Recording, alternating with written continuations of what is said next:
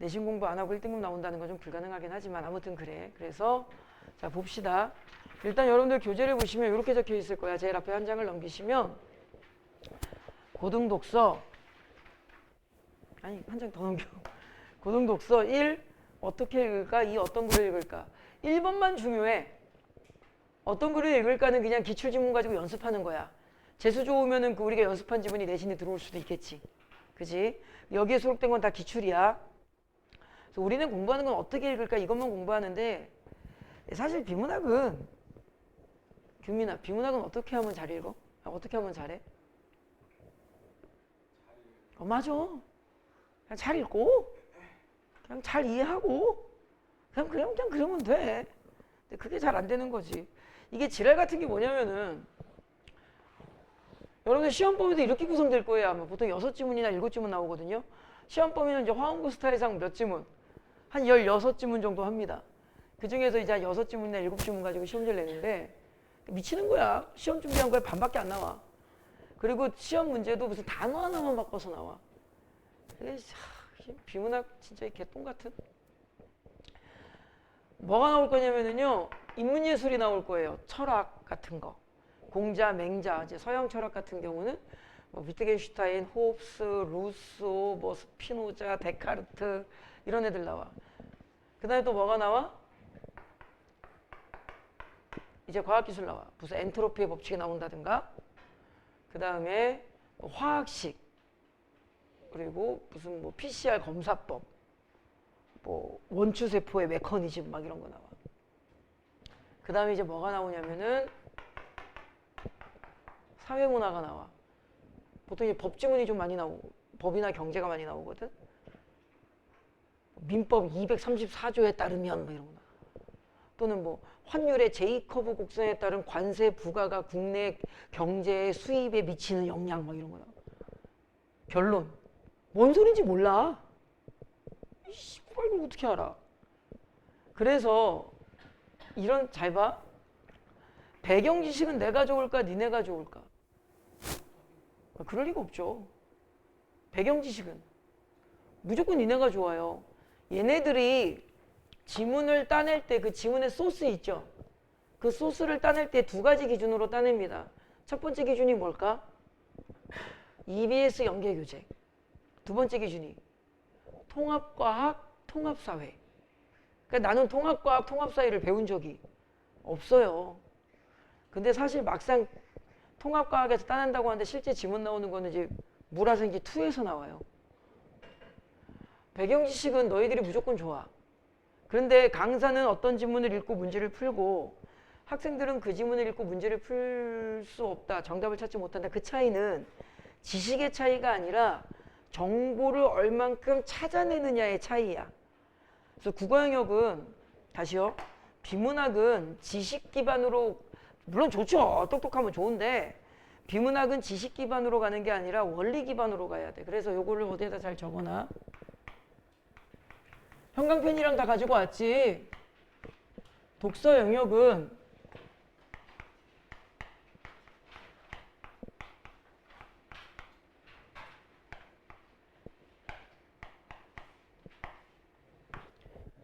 어떻게 읽는가에 대한 원리 기반과 태도의 문제야. 이 태도에 대한 이야기는 조금 이따 또 할 겁니다. 두 번째, 지금 해야겠다 그냥. 이 태도라는 것은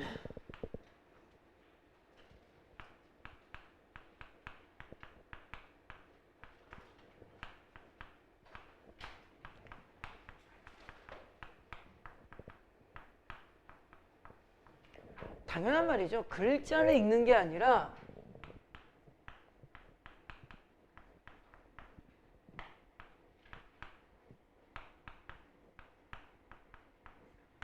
메시지를 정리하는 거예요. 글자는 누구나 읽을 수 있잖아. 저게 무슨 말이냐면은 너 비문학 수업 더럽게 재미없어요. 멍 때리고 졸면은 아작납니다. 그리고 선생님이 그거 알아? 단 한 번도 너희들 교재 검사를 해본 적은 없지? 그지? 근데 비문학은 교재 검사예요. 한 2주 3주 지나면 책 싹 걷어갑니다. 수업 제대로 들었나 안 들었나. 필기도 잘하고 형광펜 예쁘게 하고 빨강색 색깔 볼펜으로 예쁘게 적고. 자, 글자를 읽는 것이 아니라 메시지를 정리한다는 게 이제 여기에 나오는데 글을 다 읽고도 막상 여기 여러분 제일 첫 페이지 밑에 페이지 번호 2번부터 시작할 거야. 글을 다 읽고도 막상 자신이 어떤 내용의 글을 읽었는지를 말하지 못하는 경우가 많다. 그죠? 모의고사부터 이런 경우 다 있지 않아? 읽고는 있는데 아유 씨발 나 여기서 뭐하고 있나. 뭔 소리인지 하나도 모르겠고. 내신에서도 이런 상황이 벌어져. 비문하기 어려워요. 그래서 이런 상황이 왜 그러는 거냐면 이게 안 되기 때문에 그래. 글자는 읽었는데 그 메시지가 안 보여서 그래. 메시지를 본다라는 말은 뭐냐면은요. 아까도 말한 것처럼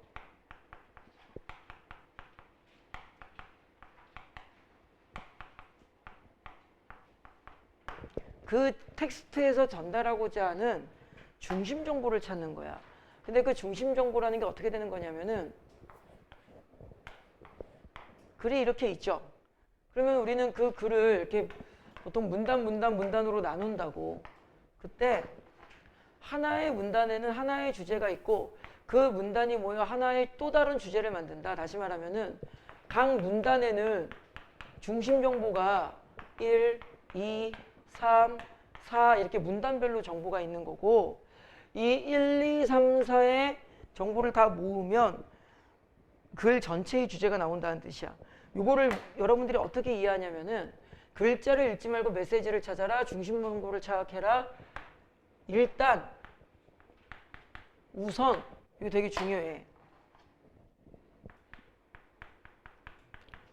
문장 끊어읽기와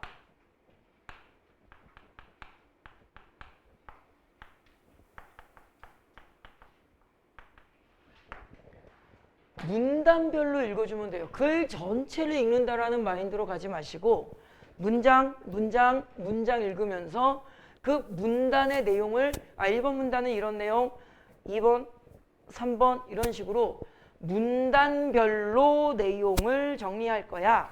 이런 마인드로 일단 연습을 하셔야 돼요. 이게 잘 되면 이제 문단과 문단이 어떻게 되는 거야? 이어지면서 그 지문이 만들어져. 학생들이 비문학을 공부할 때 기초부터 해야 돼. 문장부터 읽어야 되는데 그냥 전체를 읽으려고 하니까 어떤 상황? 글자만 읽고 무슨 말인지 모르게 되는 거야. 그래야만 그 지문이 전체적으로 추구하는 그 주제에 대해서 어떠한 구조가 보일 수 있게 돼. 그럼 그 구조를 볼 수 있으면 머릿속에서 일종의 설계도 같은 게 그려지거든. 그러니까 지문을 읽으면서 내가 몰입도가 좋아져. 이게 말로는 아직 추상적인데 이제 하나씩 따져보면 될 거야. 자, 여러분들 형광펜으로 마지막 문장 여기 체크해 놓으세요. 하나의 주제를 말하기 위해 일정한 구조적인 틀을 지닌다. 줄거놓고 자 이게 무슨 뜻인지 그럼 볼게. 지문에는 다 구조가 있다는 말인데 배고파. 배고파. 이게 좀 잘 안 보인 그 뒤에 보이니? 섭이나 요거 색깔? 안 보여도 뭐 사실은 그냥 니네 거랑 똑같은 거야. 똑같은 건데 저걸 편집할 때 노란색으로 편집하려고 그랬는데 깜빡했어. 그냥 이렇게 할게. 그 다음에 교재를 좀 왔다 갔다 하는 맛이 있으니까 잘 따라와. 저 그림이 뭐냐면은요. 여기가 1문단이야. 이거 선생님 좀 화면을 넘겨야 되니까 그림을 여기다가 좀 다시 그려드릴게 그냥. 아유, 그림 더럽게 못 그리네. 다시.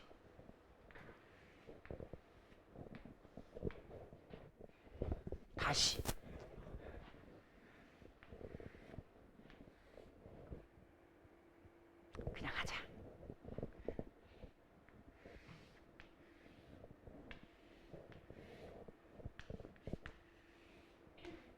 다시 뭐 이런 느낌이지. 그래서 화면을 좀 더 넘겨야 되니까 이따가 필기할게.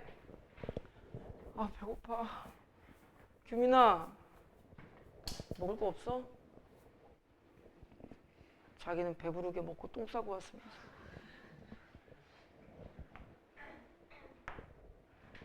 여기 1문단이라는 뜻이야. 위에 거 좀 지울게요 이제.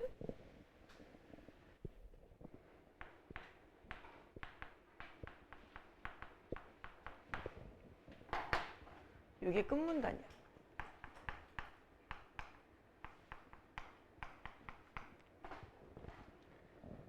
얘가 본문인데 뭐 본문이 뭐 3개로 될지 4개로 될지 그건 모르는 거니까. 잘 봐. 1문단에서 제일 중요한 게 뭐냐면요.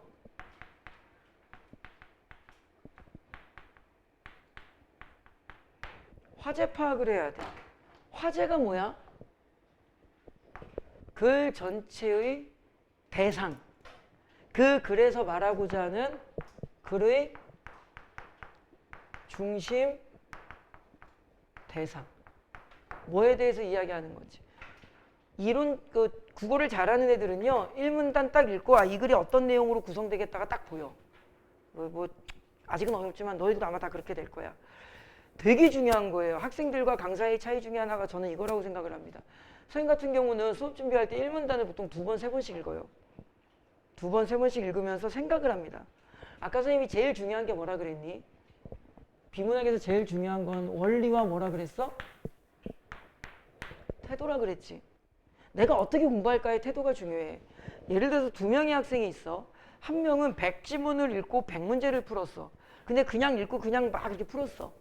여러분들이 보통 모의고사 보는 느낌으로. 근데 옆에 있는 학생은 10지문을 읽었는데 그 10지문을 원리에 의해서 정확하게 읽으려고 연습을 했어. 얘가 공부한 애야. 그래서 비문학은 나중에는 좀 양을 늘려야겠지만 초반에는 양을 늘리면 안 되고요.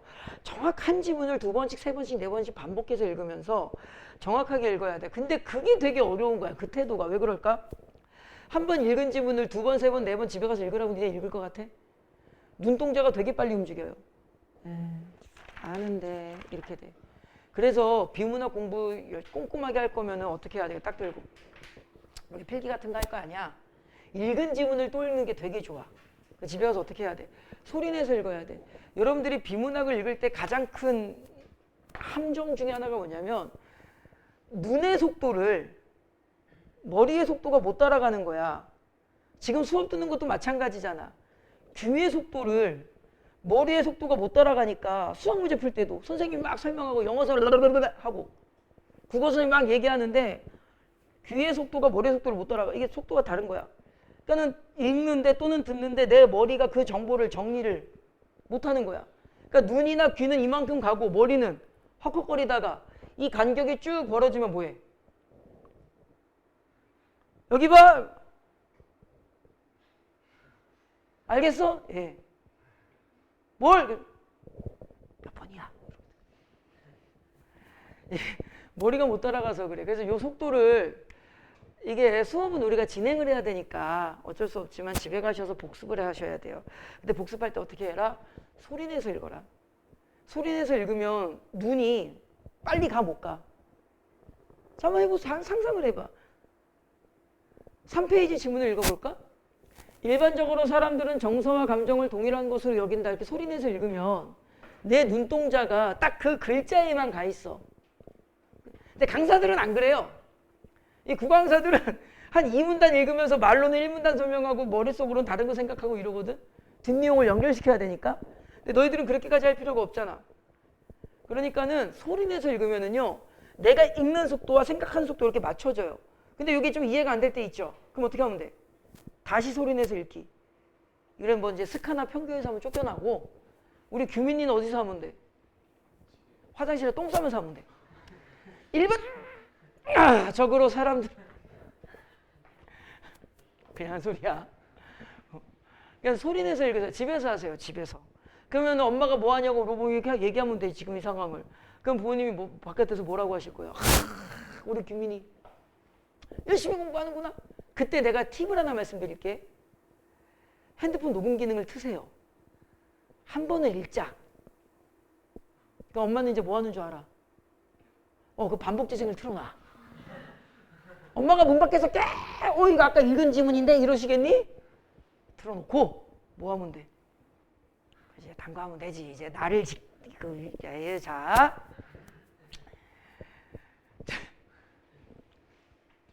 하지 마. 자, 보세요. 그 글 전체에서 이야기를 찾아야 돼. 그래서 여러분들이 지문을 읽을 때 공부하실 때 1문단을 몇 번 읽어야 돼? 2번, 3번 읽어야 돼. 생각하는 거야. 이 글은 뭐에 대한 글일까? 이런 식으로. 연습만 해볼게. 몇 페이지를 보실 거냐면요. 5페이지 보세요.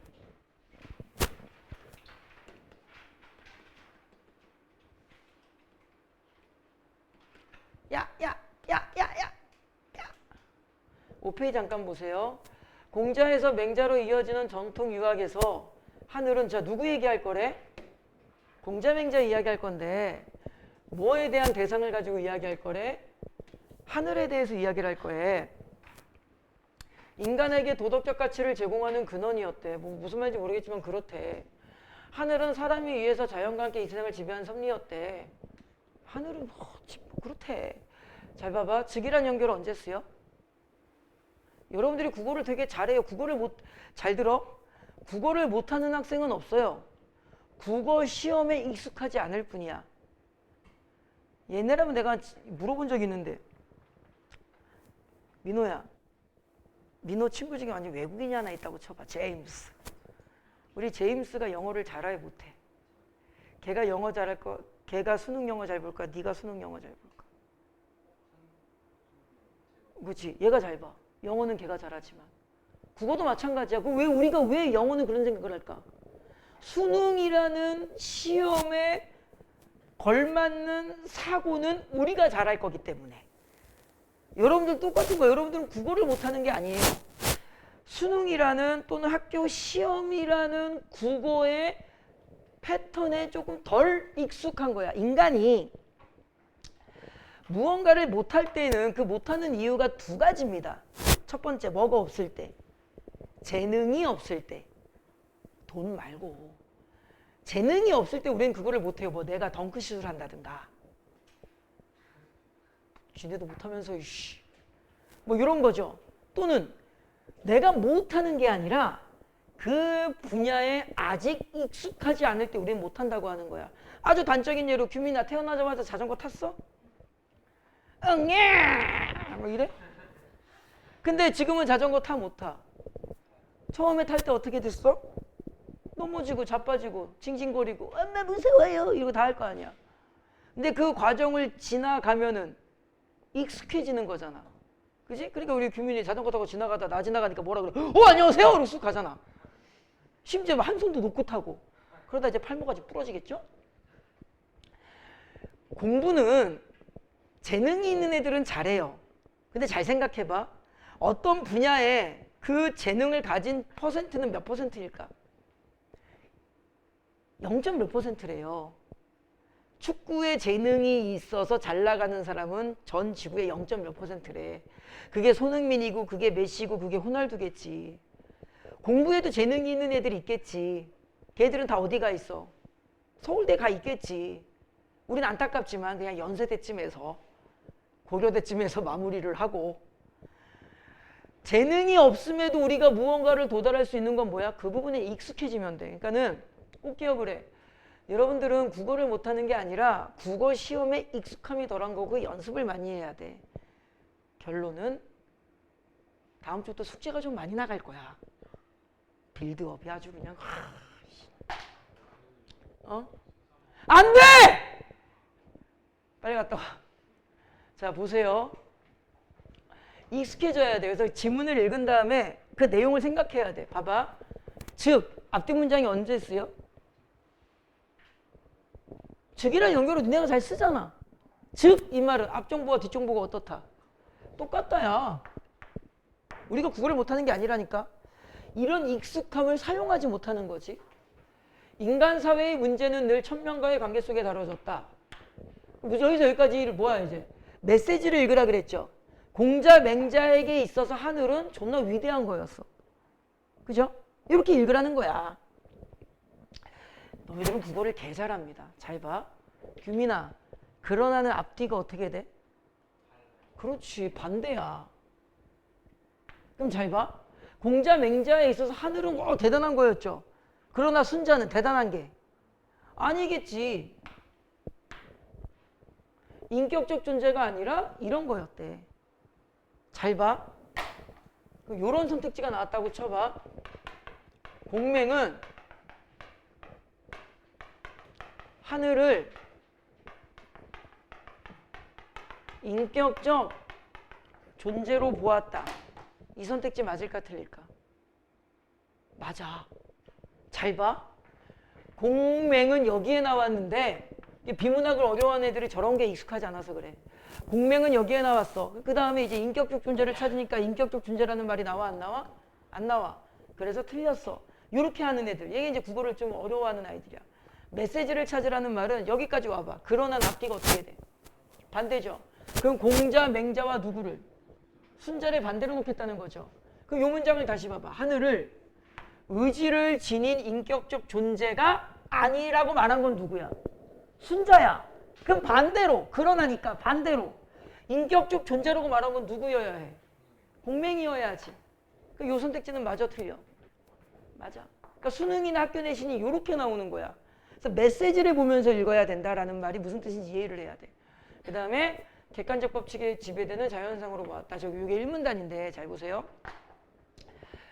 1문단은 이 글 전체의 이야기를 하는 거거든. 그러면은 그러나는 민호야. 그러나 앞이 중요해? 뒤가 중요해? 뒤가 중요하죠. 그럼 이 글은 공맹 이야기 할 것 같아? 순자 이야기 할 것 같아? 순자 이야기 할 것 같아. 그래서 이 문단의 첫 번째 문장이 뭘로 시작해버려? 순자는 이러고 시작해. 그게 1문단이야. 그럼 너희는 1문단만 읽으면서 무슨 생각을 할 수 있는 거야? 아, 이 글은 순자가 뭐에 대한 이야기? 순자가 뭐에 대해서 하는 이야기겠구나. 하늘에 대해서 하는 이야기겠구나를 어디에서 알아? 1문단에서 아는 거야. 그래서 실제로 그 밑에 있는 그 문제 풀어봐. 답이 나와 이제. 우진아! 비문학 할 때 졸면 안 돼. 이거 졸면 하나도 못 알아들어. 들어도 모르는데. 아이씨, 권성구 소리 다 지르라고 목 다 갔는데. 내일 국정고도 해야 돼. 순자 이 씨발. 비문학 하기 싫어. 졸지 마. 몇 번? 2번. 얼마나 쉬워? 이 어려운 게 아니에요. 시험에 맞게 원리를 생각하면 됩니다. 그럼 잘 봐. 이 글 전체가 이제 1문단 화제 파악이 나왔죠. 잘 보세요. 주로 앞에 나올까 뒤에 나올까? 어디에 나왔니? 1문단만 놓고 봤을 때 아래쪽에 나와.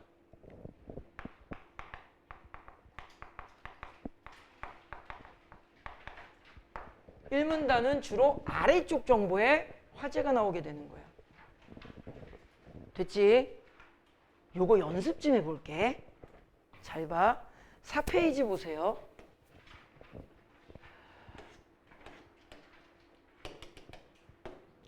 선생님이 연습해보자. 4페이지. 화제를 통한 주제 잡기. 2022년 수능시험지인데요. 하루에 필요한 에너지의 양은 하루 동안의 총 열량 소모량인 대사량. 이건 필기하지 마. 여러분들 지문 읽다 보면 이런 구조가 많이 나올 거거든요. A인 B.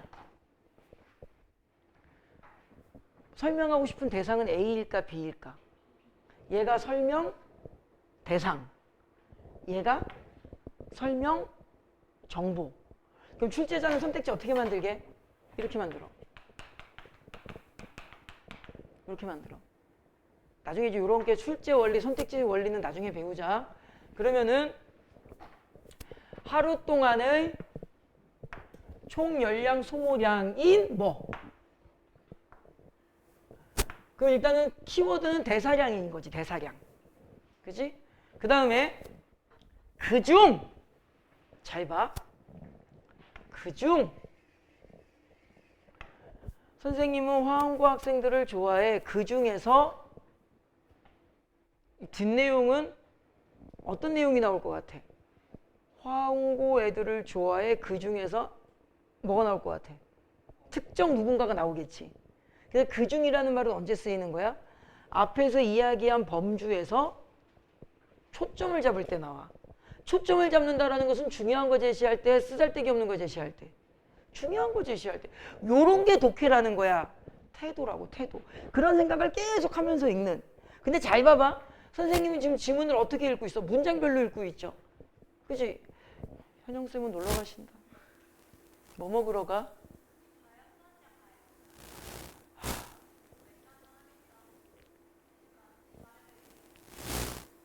어우 얄미워. 비 안 오니 바깥에? 쨍쨍해? 더 쨍쨍해져 버려라 그냥.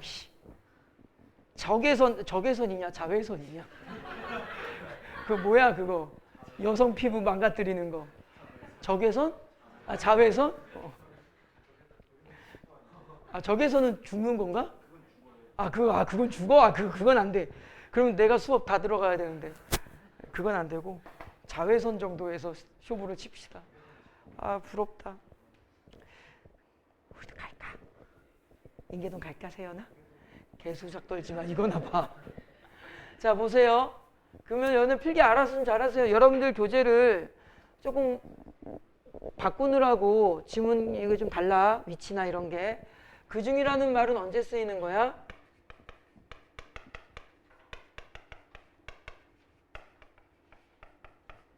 초점 정보 제시할 때 쓰이는 거야. 이게 중요한 정보가 나오겠구나. 그러면은 기초 대사량이라는 말이 바로 따라 나왔네. 이 글은 대사량 중에서도 무슨 이야기? 기초 대사량. 그럼 얘가 이제 초점 정보겠죠. 기초 대사량은 생존의 필수적인 에너지로, 자 생존의 필수적이구나. 1. 쾌적한 온도에서 2. 편히 쉬는 3. 공복 상태에서 4. 1, 2, 3, 4의 정보가 붙어있거든. 여기서 비문학을 못하는 애들은 저걸 다 기억하고 외우려고 그래. 야 시험 문제를 잘 봐. 요만큼만 가지고 시험 문제 한 문제 내보자. 문제 맞추게 틀리게. 다 맞추겠지. 왜? 꼴랑 4-5줄인데 1번 확인, 2번 확인, 3번 확인 이렇게 풀면 돼. 근데 지문이 존나 길다니까. 근데 우리가 이 지문을 쫙 읽은 다음에 문제 풀려고 기억이 나 안 나? 기억이 안 나.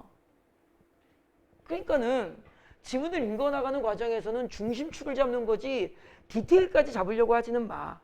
디테일까지 잡는 것은 어느 정도 독해가 될 때. 그럴 때는 이제 뭐야? 여기까지 끊고 얘가 중심 좀 보고 그냥 개념을 이야기했구나. 나중에 문제 풀 때 기초대사량 관련 선택지 나오면 그때 확인해야지. 이렇게 푸는 거야. 이때 언제? 이 기초대사량에서 체내에 생성한 열량은 어쩌고저쩌고랑 같대. 그런가 봅니다. 그 다음에 여기가 이제 5번이 되겠죠. 그래서 이걸 사이드 메모라고 해요. 요렇게 시험지에다가만 적어 놓는 거야 그냥. 나중에 문제 풀 때 확인하면 되잖아. 그 다음에 기초대사량은 어쩌고저쩌고 하고 그늘수 여기가 6번이 되는 거고 여기가 7번이 되겠구나. 이렇게 이야기하는 거예요. 이게 1문단이거든요. 그럼 이 글은 전체적으로 뭐에 대한 이야기를 하는 글 같아? 기초대사량의 특징을 열심히 이야기하는 글이겠지. 그죠? 이해됐니? 이렇게 되는 거야. 그러면 2, 3, 4, 5번 문단으로 내려가면 내려갈수록 기초대사량 정보들을 누가 잘 찾냐의 문제가 돼. 한 번 더. 그 다음에 2번을 보세요. 얘는 2020년 11월 인문 영역 1문단인데 잘 봐봐. 얘는 또 무슨 얘기를 하나 보자. 18세기 북학파들은 북학파가 누구야? 몰라도 돼. 그게 중요한 게 아니라 지문 속의 정보만 찾으면 돼. 얘 어디 갔다 온 애들이래? 그만큼 읽는 거야. 그럼 시험 문제 나오겠니? 다음 중 북학파가 방문한 나라는 1. 청나라, 2. 몽골 막 이러고. 안 나와. 경험을 연행록으로 기록하여 청의 문물제도를 수역하는 북학론을 구체하였다. 어떤 단어만 눈에 딱 들어와? 북학론. 그게 뭐야? 북학론이 뭐야? 지문에 있는 만큼은 알면 돼. 북학론이 뭐야? 여기 아까 말한 거죠. A 하는 B. 북학론이란 뭐다? 청의 문물제도를 수용하자는 자세. 이렇게 읽는 거야. 이들은 개인적인 학문 성향과 관심에 따라 주목한 영역이 달랐기 때문에 북학론으로도 차이를 보였다. 키워드는 뭐야? 차이가 있었대. 이들에게는 동아시아에서 문명의 척도로 여겨진 중화관념이 청의 현실에 대한 인식에 각각 다르게 반영된 것이다. 다르게 반영됐대. 뭔 개소리인지 모르겠지만. 팁 하나 말씀드릴게요. 봐봐. A라는 문장이 있어. 그 다음에 두 번째 문장이 쭉 가는데 서술어가 뭐뭐인 것이다, 뭐뭐한 것이다 이런 식으로 나오잖아. 그러면은 그 사이에 즉이라는 연결어가 생략된 거야. 아까 잠깐 했지. 민호야, 즉이라는 연결어는 앞정보랑 뒷정보가 언제? 어떨 때 쓰여? 그렇지. 그러면은 요 뒤에서 뭐 하는 거야? 재진수라는 거야. 잘 들으세요. 영어 지문은 발췌형 지문이야. 수능이나 모의고사의 영어 지문은 저 영국에 있는, 미국에 있는, 캐나다에 있는 어떤 신문기사나 어떤 책이나 어떤 논문에서 이렇게 가지고 와가지고 수능 시험지를 만드는 거야. 단어 조금 바꿔가지고. 국어는, 비문학은 창작, 작문형이야. 쓰는 거야. 그럼 교수님들이 이 글을 쓴다고. 대학 교수들이 이 글을 쭉 쓰는데 똑같은 정보를 2번 쓰는 거야. 왜? 중요하니까. 또는 이거를 정확하게 알아야 되니까. 그래야지 뒷내용에 이해가 되기 때문이야. 다시 말하면 재진술 문장은 무슨 문장이 되는 거야? 주요 정보가 되는 거야. 그러니까 다시 한번 읽어봐야 돼. 이럴 때는. 이들은 학문 성향과 관심에 따라 달랐대. 청의 현실에 대한 인식이 달랐대. 이런 식으로 몇 개를 좀 찾아주는 거야. 근데 어차피 앞문장 뒷문장은 똑같은 말 하는 거니까 포인트, 메시지를 잡으면 북학파 애들은 생각이 달랐어 이 말이죠. 이렇게 정리하는 거라고. 근데 북학파에 해당하는 애들이 한두 명도 아니잖아. 그러니까는 78년 함께 연행길에 올라 동일한 일정을 소화했던 박재가와 요 문장. 박재가와 이동무의 연행록에도 이러한 차 위에서 말한 차이가 확인된다. 달랐다는 말이죠. 이게 이 글의 화제야. 그럼 뭐에 대한 그 이야기를 하고 싶은데? 북학론에 대한 이야기를 하고 싶은데 북학론이 사람마다 같았다 달랐다. 근데 그 모든 사람들을 등장시킬 수 없으니까 내가 몇 명 등장시키겠다. 2명 등장시키겠다. 그럼 본문 구성이 어떻게 될 거야? 본문은 이렇게 구성이 되겠죠. 북학론에 대해서 누구? 박재가가 주장하는 A, B, C, D 이렇게 이야기할 거고 그 다음에 누구 이야기할 거야? 우리 덕무 오빠 이야기하겠지. 이덕무가 이야기하는 가나, 다, 디 이렇게 이야기하겠지. 내가 일부러 필기를 저렇게 한 거야. 어차피 박재가나 이덕무나 둘 다 뭐 했던 애들이야? 북학파잖아. 그러니까 완전히 서로 달랐을까? 겹치는 게 있겠지. 그럼 시험 문제는 뭘 내는 거야? 출제자는 정보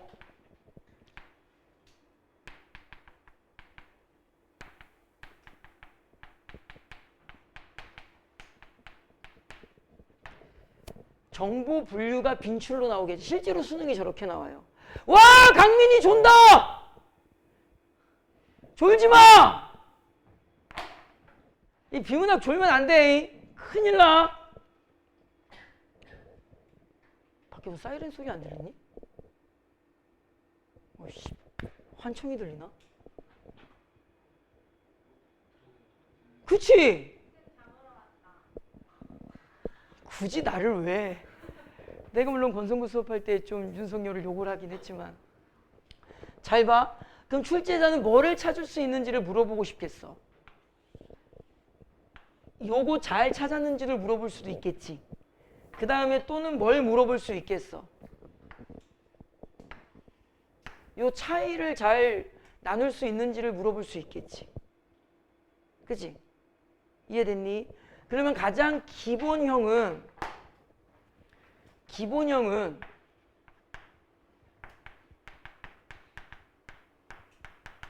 박재가는 A, B 다이다 이러고 나오는 거야.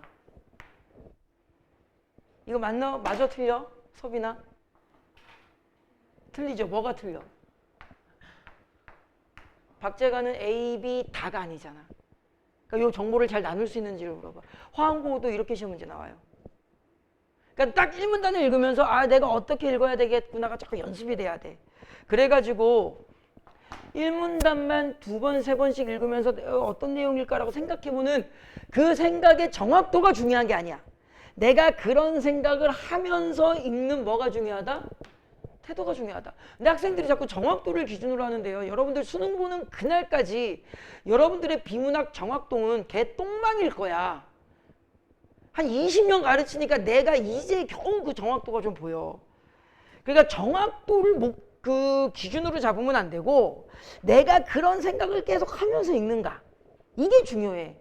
정확도는 중요한 게 아니에요. 됐니? 그럼 요거는 이제 요렇게 갈 거야.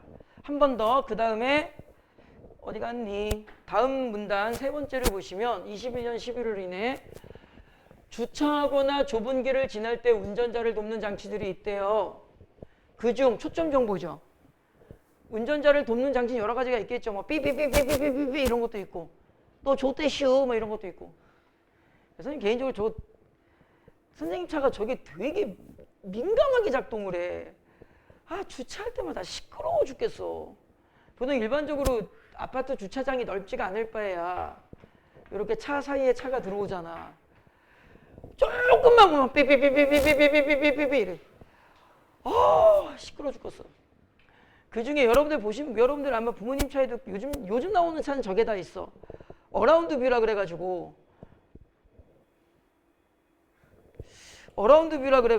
이렇게 차 모니터에 보면은 내 차 모양 다 나오는 거 360도 이제 그 얘기하는 건데 우리 집사람은 운전할 때 그것만 보고 운전해. 사이드를 안 봐. 주차할 때 사이드를 안 보고 그 모니터만 봐. 보통 아빠 집에 가서 한번 나중에 보세요. 아빠들 운전할 때 그 모니터 잘 안 봐. 사이드 미러 봐. 옛날 차는 다 사이드 미러니까. 근데 엄마들은 모니터만 봐. 우리 집사람 모니터만 보고 옆에 앉아있으면 불안해가지고 사이드 좀 봐요. 그랬더니 웃으면서 게임하는 것 같지 않아? 아무튼 그래요. 그래서 마지막 문장을 보세요. 운전자에게 제공되는 영상, 그 어라운드 뷰라고 하는 건데 그게 어떻게 만들어지는지 알아보자. 이 글은 어떻게 구성되겠어? 그 어라운드 뷰가 어떤 기술적인 원리로 작동하는지를 설명하겠지. 그치? 이런 거야. 그 다음에 다음 문단. 잘 봐봐. 요거는 조금 다 지울게 일단. 혈액은 세포에 필요한 물질을 공급하고 노폐물을 제거한다. 그런가 보죠. 만약 혈관속벽이 손상되어 출혈이 생기면은 막아야죠. 그죠? 혈액 응고는 이렇게 만드는 거래요. 그렇죠? 혈액 응고는 이렇게 하는데 이렇게 해도 말하고요. 어쩌고 저쩌고 해서 이렇게 안 돼요. 이러한 혈액의 응고 및 원활한 순환에 따라 비타민 K가 중요한 역할을 한다. 봐봐. 혈액이 있는데 혈액 다치면 피가 어떻게 해야 돼? 막혀야죠. 계속 나오면. 요단강 건너가야 돼. 죽어요. 그래서 혈액 응고는 이런 기능이 있대요. 그리고 또 혈액 응고는 혈관에서 일어난대요. 그렇게 혈액 응고가 중요하대요. 대충 해도 혈액 응고 많이 나오죠. 그럼 이 글의 중심은 뭐야? 혈액 응고야. 근데 잘 봐. 이러한 혈액 응고와 관련된 것 중에서 되게 중요한 역할을 하는 애가 있대. 그게 누구래? 그럼 이 지문은 혈액 응고 자체 이야기하겠니? 비타민 K 이야기하겠니? 비타민 K 이야기하겠지. 근데 문장을 다시 읽어봐. 비타민 K는 혈액 응고 및 뭐도 있대. 그럼 비타민 K가 어떤 작동 원리에 의해서 혈액을 응고시키는지, 비타민 K가 어떠한 원리에 의해서 혈액을 순환시키는지 이야기가 나오겠지. 그럼 본문 구성을 몇 개로 나눠주면 좋을까? 그렇지. 그 생각을 하는 거야. 이제 여기까지가 응고였고 지금은 순환이구나. 그러니까 지문을 응고 파트와 순환 파트로 나눠줘야겠다라는 생각을 하면 되게 좋지. 이게 비문학이라는 거야. 태도가 중요한 거라고. 그렇게 생각을 하고 지문을 읽었는데 정보가 어렵고 정보량이 많아서 내가 잘 못 읽겠어. 괜찮아. 그거는 실력이 늘어나. 시간이 지나면. 근데 가장 중요한 게 뭐라고? 고3 애들 선생님 비문학 가르칠 때마다 정말 안타까운 게 생각이 없어. 그냥 글자만 읽으면서 머릿속에서 계속 한 가지 생각밖에 없어. 어려워. 아니 그 짜증나는 게 나는 짜증나는 게 아니죠. 표현을 잘못했어. 안타까운 게 대학을 갈 거잖아. 근데 내가 이게 어려워. 이걸 잘 못해. 근데 대학을 가야 되잖아. 그럼 이걸 어떻게 해야 돼? 더 열심히 더 잘해보려고 노력해야지. 근데 다 뭐라 그래? 아 어려워. 에이, 대학은 가고 싶어. 아니 못 간다니까. 그 어떤 학생이 비문학은 되게 재미없어요. 지루하고 어렵고 힘들어요. 뒤로 가면 더 심해져. 수업을 하는 데가 이러고 있어. 야 똑바로 들어 임마. 아유 어려워서 하나도 모르겠어요. 어려워서 하나도 모르겠으면 더 들어야지. 어려워서 하나도 모르겠으니까 그 새끼 나중에 상담할 때는 저 대학 어떻게 해? 못 가 이 새끼야. 아니 뭐 앞뒤가 맞아. 이 새끼는 배 고프면 어떻게 해? 길을 쓰고 뭘 처먹으려고 하잖아. 그럼 어려우면 길을 쓰고 할 생각을 해야지. 어려우면 나중에 보자 전부 다 이러고 있어. 여기 봐. 자 이거 다 몇 번? 옆에 있는 애가 3번이요. 4번이잖아. 그럼 옆에 있는 애가 히 병신 이러고. 아 지랄 유명하고 자빠졌어 그냥. 잘 봐. 선생님이 요게 이제 비문학 이게 좀 센스야. 이게 이제 국어 영역 감이라는 건데 잘 보세요. 전체적 혈액 응고에 대한 이야기라는 건 알죠? 그죠? 그것까지 설명드렸고요. 지금 내가 이렇게 나눠볼 거고 그 다음에 대충 나눠볼 거야. 여기랑 여기가 차이가 있어. 어떤 느낌의 정보의 메시지 어떤 차이가 있나 한번 잘 봐봐. 간단하게. 위에는 서빈아 위에는 좋은 거 나쁜 거. 혈액 응고 이야기지. 위에는 좋은 거 나쁜 거. 좋은 거. 두 번째 칸은 여기는 안 좋은 거지. 둘 다 공통은 혈액 응고인데 하나는 좋고 하나는 나빠. 그럼 뭐가 있어야 돼? 기준 정보가 있어야지. 그걸 찾아봐. 이 혈액 응고가 여기에서는 좋고 여기에서는 안 좋아. 그걸 빨리 찾는 애 조금 고민하는 요 차이야. 못 찾진 않아. 민호야 뭐가 달라? 아니지. 잘 봐봐. 그러니까는 아무 단어나 대답하지 말고 어느 상황에 내 질문에 맞는 대답을 해야지. 어느 상황에서는 혈액 응고가 좋은 거고 어느 상황에서는 혈액 응고가 안 좋은 걸까? 그렇지. 혈관 벽에서 혈액 응고 생기면 좋은 거고 그렇지. 혈관 뭐에서? 이거 뭐 요거 찾는 거야. 그러니까 혈관 속에서 생기면 돼 안 돼? 그 혈관 속에서는 뭐 해줘야 돼? 피가 응고되지 않게 해줘야지. 그 모든 역할을 누가 해준대? 그러면 이 지문을 읽었을 때 우리는 메시지를 어떻게 제공하면 돼? 비타민 K가 혈관 벽에서는 혈액 응고를 도와주고 혈관 안에서는 순환을 도와주겠구나. 그렇게 읽는 게 메시지화 시키는 거야. 글자만 읽으면 여러분들이 개똥 같은 상황이 벌어져. 섬유소금을, 피부린, 섬유소, 혈소판막에, 혈병, 아이 씨발 여기도 이름이 바뀌었네. 동맥경화 이거 어디서 많이 들어본 것 같은데 이렇게 읽으면 못 읽어. 정보가 너무 많아서. 어떻게 읽으라고? 혈액응고 이야기인데 혈액응고가 좋은 게 있고 나쁜 게 있고 이게 비타민 K가 중요하구나. 이게 뭐라고? 태도야. 메시지를 정리하려는 태도. 그럼 이게 1문단인데 뭐가 제일 중요하게 된 거야? 비타민 K가 중요한 거죠. 그럼 2문단부터 무슨 얘기할 거라고? 비타민 K 이야기할 거야. 그 다음 요게 마지막인가? 그럼 자, 다시 이쪽으로 이 페이지로 와봐. 화재 파악은 주로 어디에 나온다? 아래쪽에 나온다. 그런데 왜 선생님이 역삼각형 구도로 그렸냐면 보통 보편적이거나 통념을 이야기하다가 예외적인 거나 구체적인 걸로 이야기가 이렇게 모이는 거야. 예를 들자면 아까 그 4페이지 1번만 가지고 해볼게. 출발은 뭐부터 출발했어? 대사량부터 출발했지. 근데 줄여 내려오니까 무슨 대사량? 기초 대사량. 아까 혈액도 마찬가지야. 혈액부터 출발했지. 혈액 응고로 줄이고 비타민 K로 줄이죠. 요렇게 내려와서 초점 정보가 어디에 온다? 아래에 온다. 이거 사실 반대 케이스, 이거 요런 구조도 있기는 해요.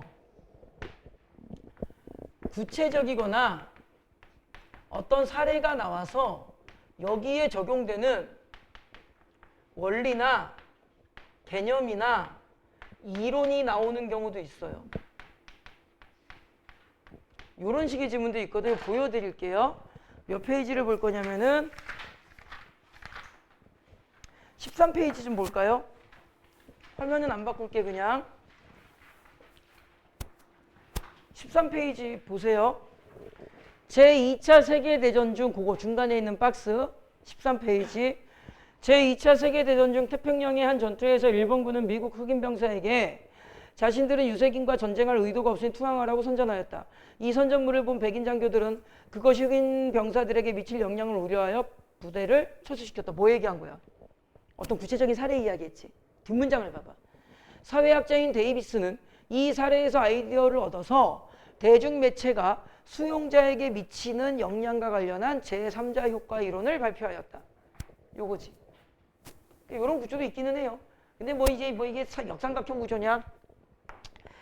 삼각형 구조냐? 그 구조가 중요한 게 아니라 그냥 이런 느낌으로 주로 어디에 정보가 나온다?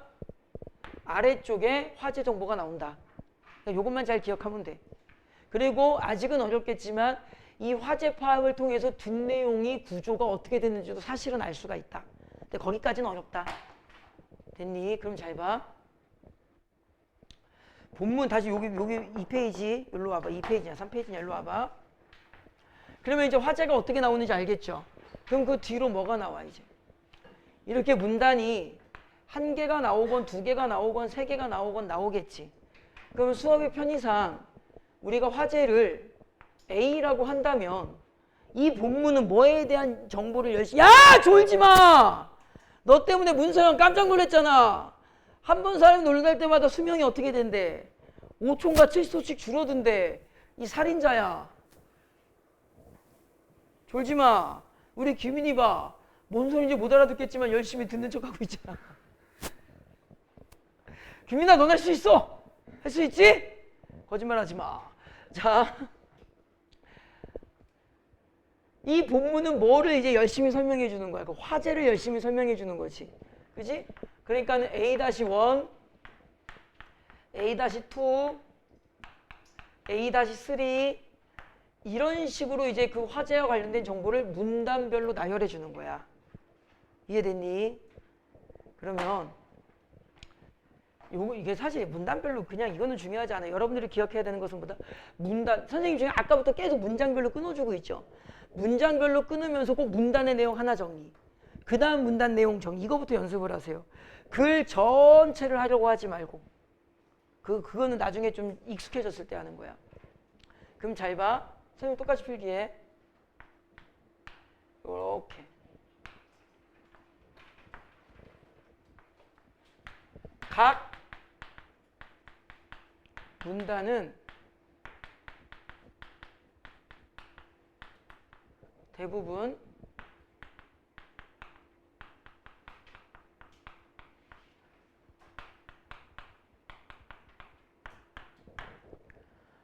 아닌 경우도 있어요. 아닌 경우도 있는데 본문에서는 각 문단이 대부분 첫 문장이 중심이야.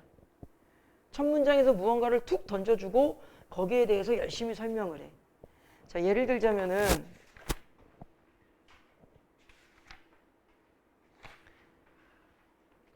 아무거나 해볼까? 6페이지 연습만 그냥 6페이지 보시면 두 번째 문단. 그러나 인상주의자들은 여기서부터 두 번째 문단이거든. 첫 문장을 볼까요? 그러나 인상주의자들은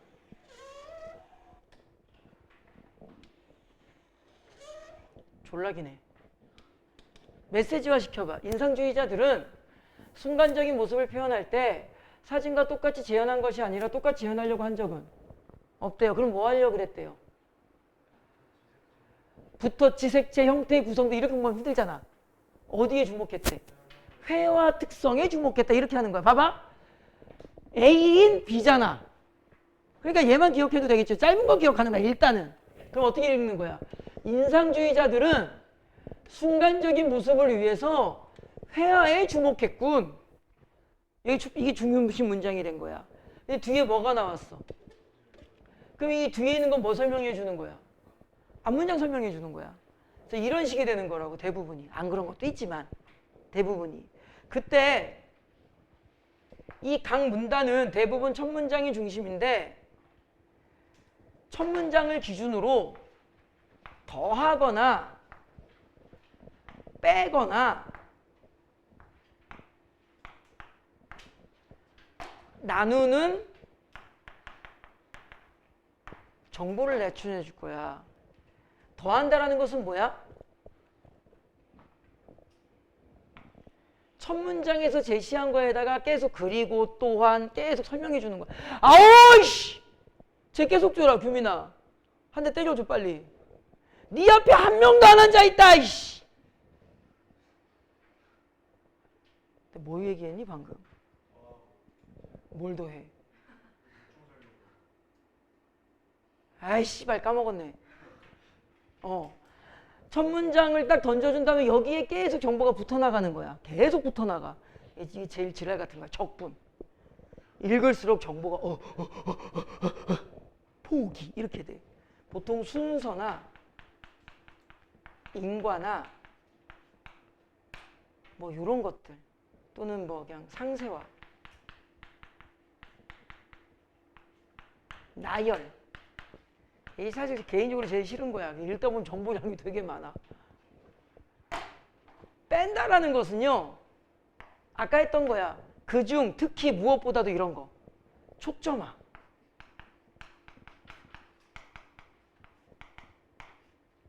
범주.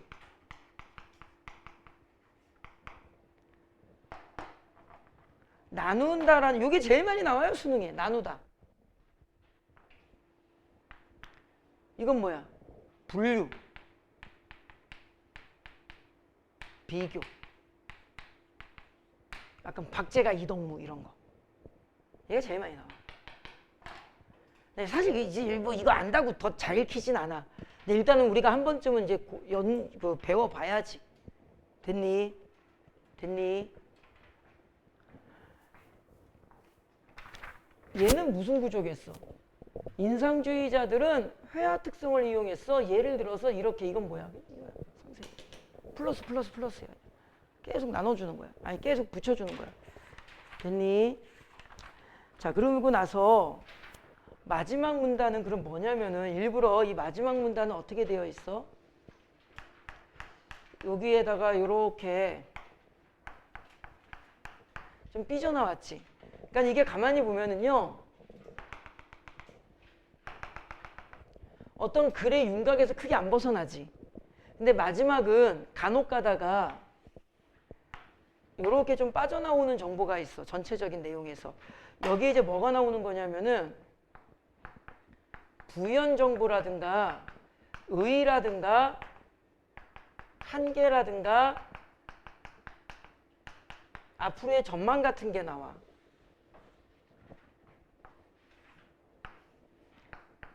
이게 옛날에는 시험 문제 안 나왔는데 요즘에는 이게 출제율이 높아. 그래서 이제 출제자들이 끝까지 지문을 마지막까지 읽게 만드는 거야. 지문의 전체적인 디자인이 어떤지 좀 알아달라. 이런 말이거든. 요게 이제 말로만 하면 모르니까 교재 어디를 볼 거냐면 이제 3페이지를 보세요. 선생님이랑 3페이지를 읽어봅시다.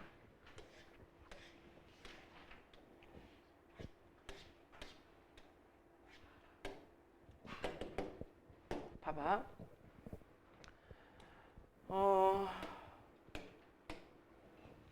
일반적으로 사람들은 이렇게 시작을 하네. 일반적으로 라는 말이 뭐야? 이게 통념인 거야.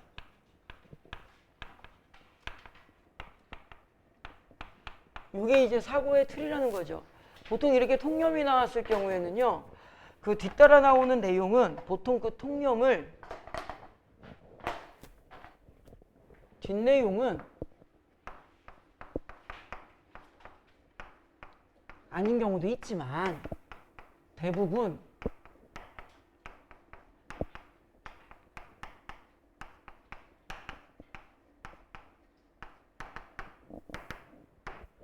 뒷내용은 대부분 반박이나 예외가 나와. 봐봐. 일반적으로 사람들은 정서와 감정을 동일한 것으로 여긴다. 그쵸? 근데 민호야, 뒤에 연결어 뭐 나왔니? 그런데란 연결은 언제 쓰여? 내용을 다른 걸로 바꿀 때 나오죠. 전혀 생뚱맞은 이야기 할 때 나오니? 그런 건 아니지. 몽골 여행은 언제나 즐겁다. 그런데 수능 국어 비문학은 어렵다. 그렇게 나와? 그러니까 너도 흐름은 좀 있지. 그런데 하나 더, 민호야, 그런데 앞이 중요, 뒤가 중요? 더분단이 몇 번째 분단이야 지금? 그러니까 이게 머릿속 유기적으로 돌아가는 거야. 그런데 오늘날의 심리철학에선 정서라는 개념을 특정 시점에서의 주관적 정신 상태로 정의하면 정서 감정을 여기까지. 문장이 길 때는 쉼표쯤에서 한번 끊어주는 거야. 길면 어떤 단어가 제일 중요할까? 그렇지. 국어는 여러분들이 잘하는 거라니까. 어차피 내용의 약간 흐름을 가지고 고민하는 거잖아. 옛날에는 뭐 했다? 똑같다라고 봤는데 통념 뒤에는 대부분 반박 예가 나오네. 그런 데는 뒤가 중요하네. 그러니까 요 단어가 짠 하고 보이는 거지. 대상은 뭐야? 정서와 감정. 그 지문 간단하게 메시지화 시키면 옛날에는 똑같다고 봤지만 지금은 다르다고 본다. 쉽지? 정서의 본질에 대해 계속되어 온 철학적 탐구를 이어가고 있다. 요것도 이제 센스 있게 읽으면 뭐에 대해서 이야기하고 싶다 그래서 정서의 본질에 대해서 이야기할 건데 결론이 나오게 안 나오게? 안 나온다? 왜 안 나올까? 그렇지, 이어가고 있다 그랬잖아. 이걸 끝날 때까지 계속 싸우다가 끝나. 결론은 안 나와. 그러면 자, 이 일문단이죠. 본문 구성은 뭐겠어? 뭐에 대한 이야기를 할 거야? 정서의 본질에 대한 이야기를 할 거야. 그런데 A라는 사람이 이야기하는 것과 B라는 C라는 사람이 이야기하는 게 다 조금씩 다를 거야. 그럼 지문 내용이 어떻게 구성되겠니? 칠판을 지웠지만 분류, 나눠야겠지. 그러니까 이렇게 일문단만 2번씩 3번씩 읽는 연습을 하면 참 좋다. 근데 이거 내가 수업 시간에 연습 못 시켜요. 내가 다 해봤다니까. 자, 2번씩 읽어보자, 3번씩 읽어보자. 그럼 다 어떻게? 한 번 읽고. 몇 번 읽었어? 2번이요. 몇 번 읽었어? 2번이요. 진짜로? 아, 예. 씨발, 이 새끼가 2번 읽었는데 3번이 내가 어떻게 알아? 봐봐. 2번째 문단. 이 글의 전체 화제는 뭐야, 이제 그러면? 이 글의 전체 화제는 정서의 본질에 대해서 이야기하겠다는 거지.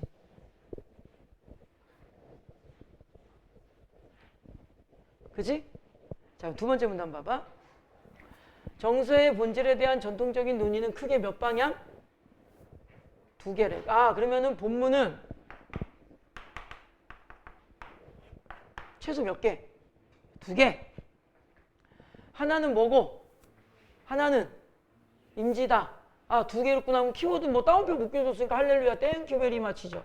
나중에 도식독해라는 거 가르쳐 줄게요. 이렇게 둘러 나뉠 때는요, 키워드를 네모 동그라미로 나누어서 표시하면 좀 편합니다. 옛날에는 정말 많이 써먹었던 방법인데 요즘은 잘 안 써먹긴 해요. 다음 사례에서 드러나는 정서의 요소를 바탕으로 두 이론의 대립하는 방향성을 확인할 수 있다. 봐봐. 우리는 이 글의 전체적인 화제가 뭐였어? 정서의 본질이다. 그 다음에 이 문단 가니까 몇 개로 나뉘어져 있다. 하나는 뭐고? 하나는 인지다. 그럼 나는 이거는 분류형 지문이겠구나. 여기까지 됐죠? 그 다음에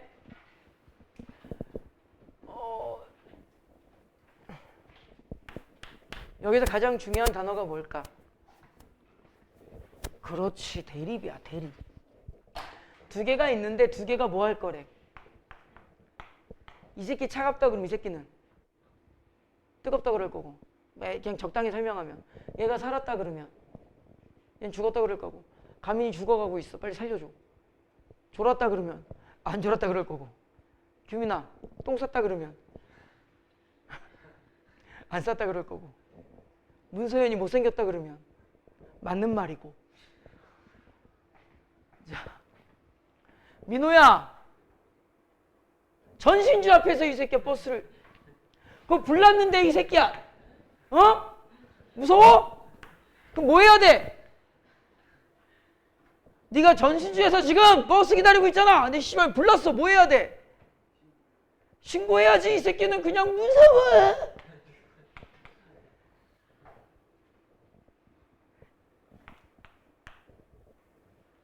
감정적 요소에 해당하는 것은 민호가 느끼는 뭐고? 공포감이고, 인지적 요소에 해당하는 것은 연기를 보았을 때 민호 자신 위험한 상황에 처했다는 명제로 표현될 수 있는 판단이나 무엇이다? 아이고. 명제로 표현될 수 있는 판단이나 믿음이다. 얘는 공포고, 얘는 명제로 표현될 수 있는 판단이나 믿음이다. 자, 질문. 왜 선생님이 저기 판단, 믿음에 동그라미 쳤을까? 이게 저렇게 읽는 걸 도식독해라고 하는 거야. 범주를 나눠서 키워드를. 그러니까 나중에 문제 풀 때 이 네모 동그라미가 되게 잘 보여. 무슨 말인지 알겠니? 이거 나중에 연습할 때가 있을 거야. 나머지는 안 읽어도 되겠죠? 자, 그러면 2문단에서 뭐 했어? 둘로 나눌 거야 라고 해줬죠. 그 다음에 3문단을 가봐. 아까 뭐라 그랬니? 첫 번째 문장이 중요하다 그랬죠. 3문단에 딱 오니까 첫 번째 문장에 뭐로 시작해? 그럼 무슨 생각해야 돼? 아, 지금부터 뭐 설명하겠다. 쭉 설명하다가 뭐 튀어나올 거야 나중에. 그렇지, 인지 튀어나올 거야. 그러니까 생각하고 있느냐 그냥 읽느냐야. 자, 감정이론은 특정 정서가 내포하는 특정 감정, 즉 자신도 모르게 생기는 느낌과 동일시하는 이론이다. 키워드 뭐다?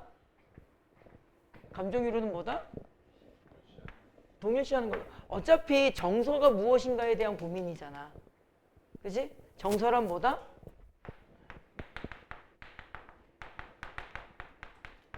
느낌이다. 감정 이름에 따르면 정서를 이해하는 것은 인지적 요소가 아니라, 아까 두 개는 무슨 관계라 그랬으니까? 대립이라 그랬으니까 인지가 아니라, 감정 이론은 앞에 의해서 공포라는 민호의 정서를 공포감에 동일시하면서 동일시라는 말 또 나오고, 인지적 요소는 배제한다. 인지하면 안 된다. 이 말이고 똑같은 말 계속 나오고 있죠. 인지적 요소인 판단, 이거 아까 판단 믿음은 다 인지였잖아. 민호가 연기 보았다 가정했을 때 연기와 같은 구체적인 대상을 전제하는데 감정이론은 판단과 믿음을 뭐한다? 배제한다. 이거 딱. 그럼 여기서 여기까지 다 무슨 얘기하는 거니? 인지는 지나가는 개나 줘버려. 판단, 믿음 따위는 X. 이 말만 계속 하고 있는 거야. 얼마나 쉬워.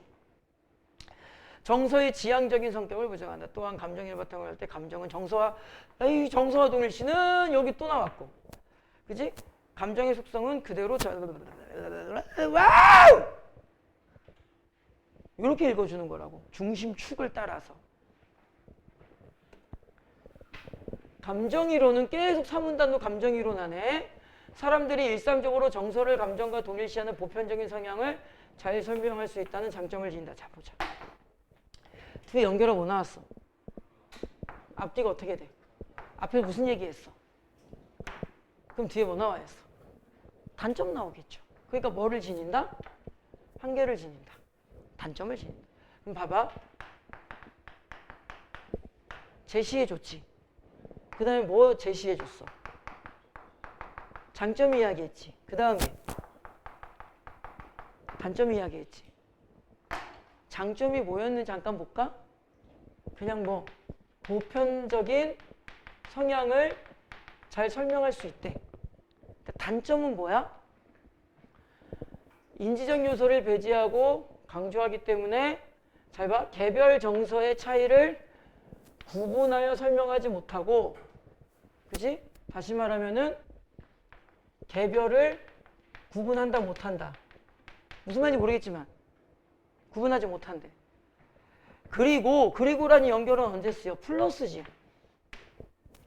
감정 이론은 집중. 정서가 규범적 성격을 가질 수 있다는 점을 설명할 수 없다. 이 말은 정서는 규범이다 아니다. 문장을 잘 읽어봐. 이런 것 때문에 시험 문제 틀리는 거라고. 정서가 규범적 성격을 가질 수 있다는 점을 설명할 수 없다. 이 말은 정서는 뭐다? 규범적이다. 근데 감정새끼가 설명할 수. 이게 화원구나 권성구가 시험 문제 저렇게 나오는 거 어떻게 나와? 정서는 규범적이지 않다 이러고 나와. 문장을 잘 읽어봐. 정서의 규범을 설명할 수 없다 이 말은. 원래는 뭐 해줘야 되는데?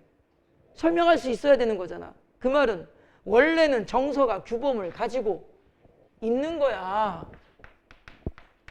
정서의 규범을 설명할 수 없다는 거지 정서가 규범적이지 않다는 말이 아니라고.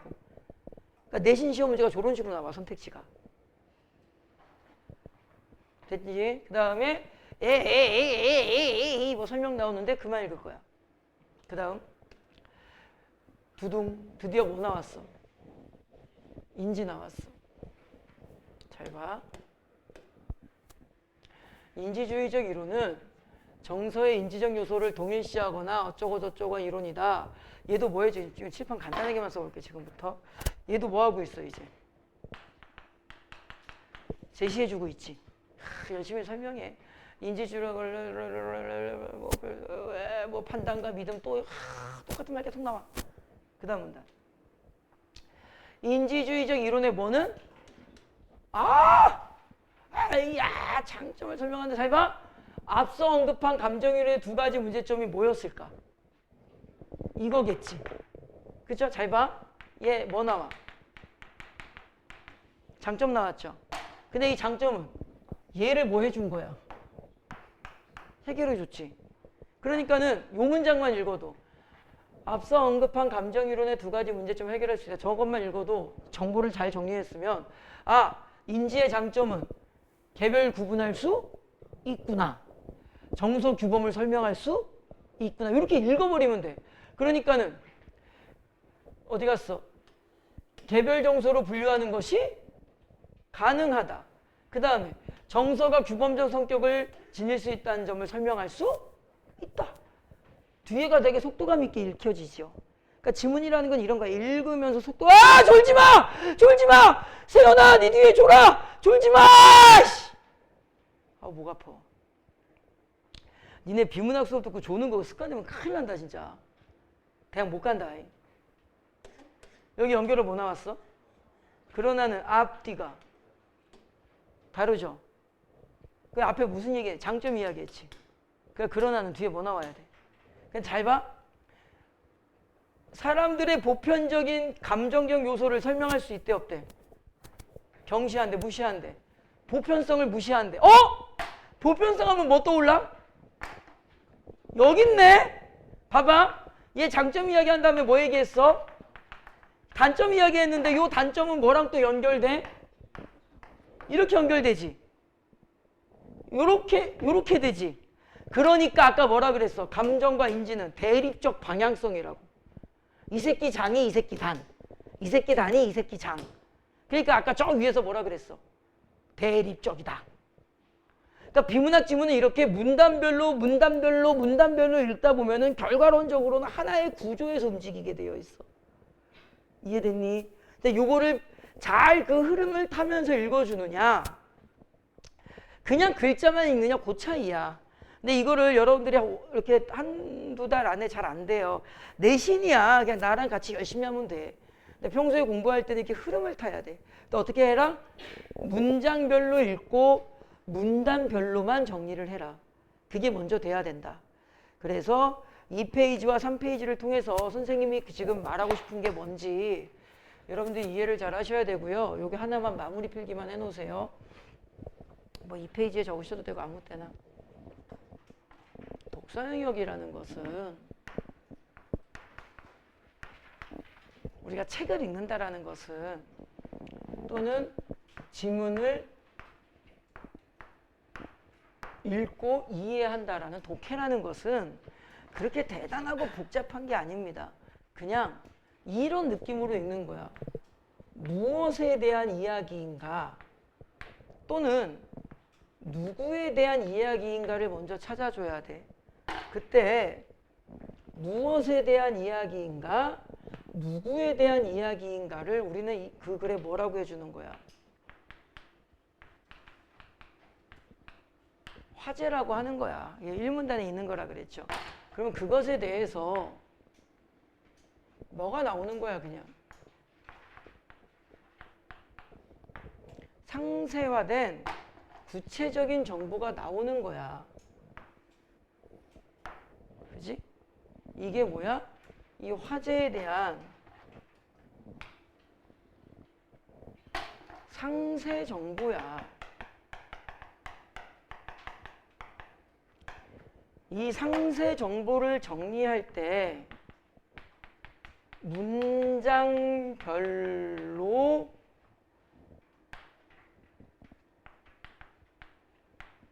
읽어서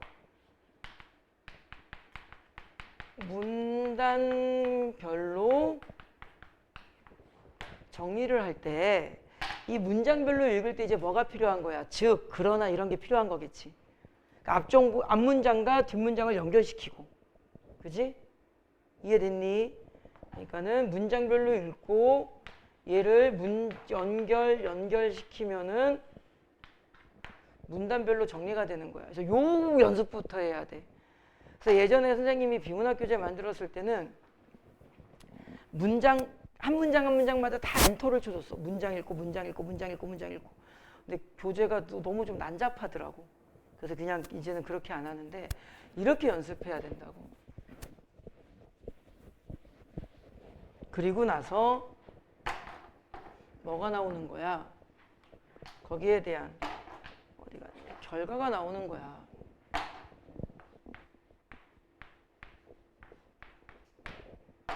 이 결과라는 게 이제 뭐 의의나 한계나 뭐 이런 게 나오는 거겠지. 그지? 그런 과정에서 이제 우리가 어떤 정보에 집중해야 되는가를 계속 끊임없이 공부하는 무엇의 문제?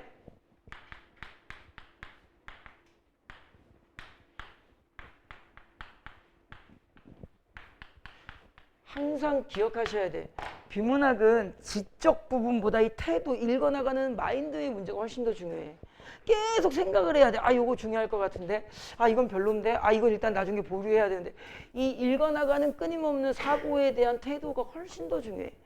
그래서 결론은 뭐다? 똑똑한 놈이야. 당연히 비문학을 잘하겠지만 똑똑하다고 잘하는 게 아니다. 내가 어떤 자세로 읽느냐의 문제다. 됐니? 자, 그 다음에 6페이지 요거 간단한 거 하나만 좀 하고 잠깐 쉬었다 할 건데 6페이지 잠깐 보세요. 요게 이제 여러분들 내신에서 많이 나오는 스타일의 문제인데 수능에서도 이게 다 기출로 되어 있는 거예요. 보세요. 1870년대 들어 인상주의가 탄생하면서 사진과 회의 관계는 더욱 긴밀해졌다. 뭐랑 뭐에 대한 이야기를 하고 싶대? 사진과 회화에 대한 이야기를 하고 싶은데 그 관계가 어떻대? 그럼 뒤에 이제 뭐 설명할 거야? 그 관계성에 대해서 열심히 이야기하겠지. 근데 잘 봐. 인상주의가 뭐 하면서? 인상주의가 탄생하면서 관계가 좋아졌죠. 그러면 질문. 관계가 먼저야? 탄생이 먼저야? 탄생이 먼저죠. 밑에 있는 질문의 선택지 4번을 보세요. 4번. 사진이 인상주의의 탄생에 끼치는 영향이 왜 틀려? 탄생이 먼저니까. 인상주의가 탄생하고 사진과 회화가 그 영향을 받은 거죠. 이런 거를 나중에 지금은 안 배울 건데 고3 되면 좀 배워요. 이걸 뭐라고 하냐면은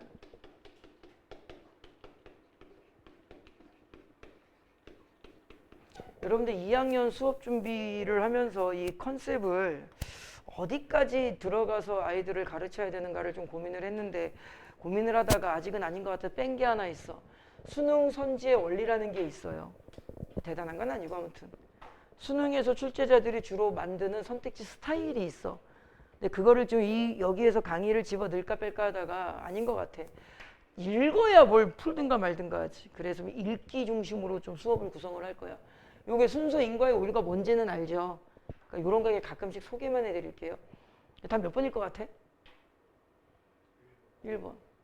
첫 문장이 중요하다니까 그냥. 뭐 그렇게 생각해. 답 1번이야. 그러니까 이 태도만 유지하고 그 끊임없는 생각의 흐름을 놓치지만 않으면 비문학은 여러분 생각보다 어렵지 않습니다. 왜 어렵지 않을까? 지식으로 승부하는 영역이 아니기 때문에 그래. 됐죠? 자, 그 다음에 한 장, 두 장 넘겨서 8페이지부터 잠깐 쉬었다가 여기서부터 할게.